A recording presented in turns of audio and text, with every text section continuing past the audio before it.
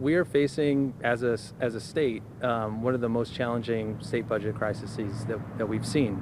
Organizations across California say the proposed state budget cuts could significantly impact the people they serve. That only means that the community is going to feel the impact. Individuals who are depending on food banks to provide food. The proposed budget could slash funding for hundreds of programs across the state, including programs like food banks and Meals on Wheels who feed people in the community. California neighbors should not go hungry.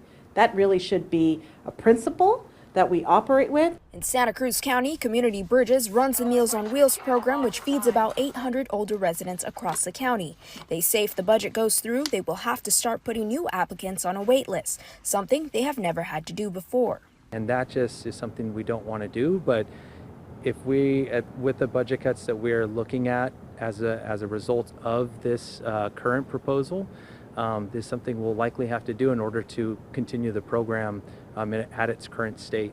Second Harvest Food Bank in Santa Cruz County says some of their services are also in danger. Currently, they are feeding about 75,000 people a month at their food bank, saying the historic number of people shows the need in the community and why it is essential for the state to protect programs like theirs. We're threatened by that in terms of the amount of food we're going to be able to have in our communities to provide for our hungry neighbors.